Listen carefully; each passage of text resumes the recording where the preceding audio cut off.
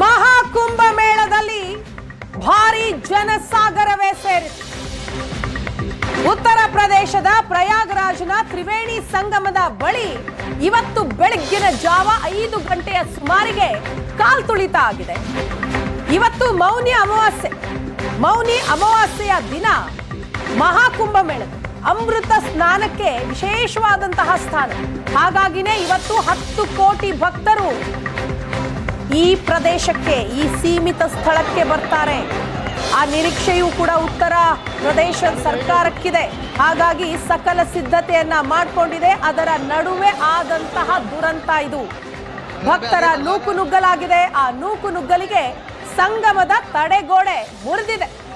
ಅಲ್ಲೊಂದು ತಡೆಗೋಡೆ ತರ ನಿರ್ಮಿಸಿದ್ದಾರೆ ತಾತ್ಕಾಲಿಕವಾಗಿ.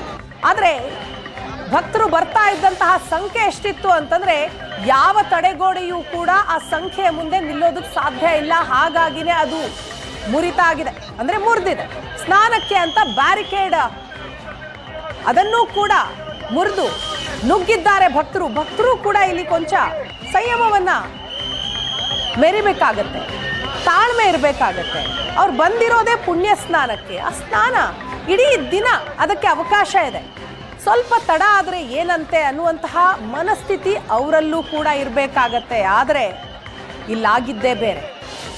ಬೆಳಗ್ಗಿನ ಜಾವ 5 ಗಂಟೆಯ ಸುಮಾರಿಗೆ ಮಂಜು ಮುಸುಕಿದಂತಹ ವಾತಾವರಣ ಇರುತ್ತೆ. ಒಬ್ಬರ ಮುಖ ಒಬ್ಬರಿಗೆ ಸರಿಯಾಗಿ ಕಾಣಿಸೋದಿಲ್ಲ. ಅಂತಹ ಸಂದರ್ಭದಲ್ಲಿ ಆದಂತಹ ಕಾಲ್ತುಳಿತಾ ಇದೆ.